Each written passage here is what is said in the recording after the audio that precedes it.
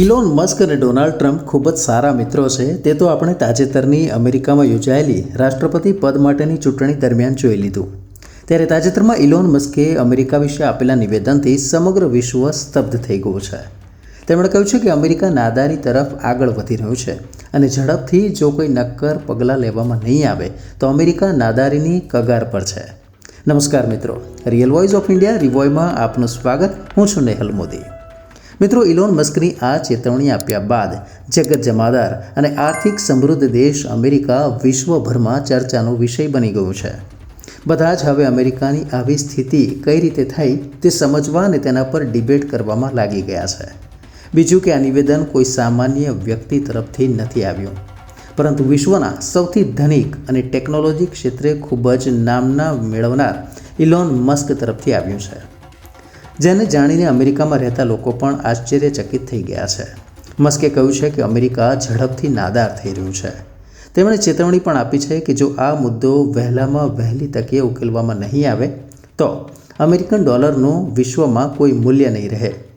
બજારના નિષ્ણાતોએ પહેલેથી જ ચેતવણી આપી હતી કે અમેરિકા ટૂંક સમયમાં નાદાર થઈ શકે છે.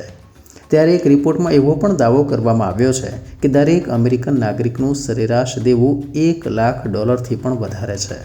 આ એક ચિંતાજનક આંકડો કહી શકાય. મિત્રો, એક બાબત બહુ સ્પષ્ટ છે કે દરેક અમેરિકન નાગરિકનું સરેરાશ દેવું $1 લાખ જો ગણવામાં આવે અને તેને ભારતીય ચલણમાં ગણીએ તો લગભગ દરેક અમેરિકન નાગરિકનું સરેરાશ દેવું $84 લાખ થાય. મતલબ કે ભારતમાં એવા કરોડો લોકો છે કે જે તેની સમગ્ર જીવનકાળમાં 84 લાખ કમાણી પણ નથી કરી શકતા. એટલું તો અમેરિકામાં માત્ર વ્યક્તિ દીઠ દેવું છે. જો ભારતની વાત કરવામાં આવે તો અહીં પ્રત્યેક વ્યક્તિ દીઠ $451 દેવું છે. મતલબ કે લગભગ $38,000 ભારતના પ્રત્યેક નાગરિકના માથે દેવું છે. અને જો ગુજરાતની વાત કરવામાં આવે તો માર્ચ 2023ના આંકડા અનુસાર વ્યક્તિ દીઠ દેવું $48,500 છે. મહત્વપૂર્ણ છે કે આ એ જ ઇલોન મસ્ક છે જેમણે ચૂંટણીમાં ટ્રમ્પને ખૂબ જ સમર્થન આપ્યું હતું. ત્યારે ટ્રમ્પે પણ તેમના ખાસ મિત્ર એલોન મસ્ક તેમજ ભારતીય મૂળના અન્ય એક જીનિયસ વિવેક રામાસ્વામીને ડિપાર્ટમેન્ટ ઓફ ગવર્મેન્ટ એફિશિયન્સી એટલે કે DOGEના વડા તરીકે નિયુક્ત કર્યા છે. આ વિભાગનું કામ અનિયંત્રિત સરકારી ખર્ચમાં કાપ મૂકવાનું રહેશે. ત્યારે એક વાત નક્કી છે કે જો અમેરિકા તેના દેવાને નિયંત્રણમાં નહીં લાવે અને જો નાદારી નોંધાવશે તો સમગ્ર વિશ્વ તેની ફાંકા ફોજદારી પર હસશે.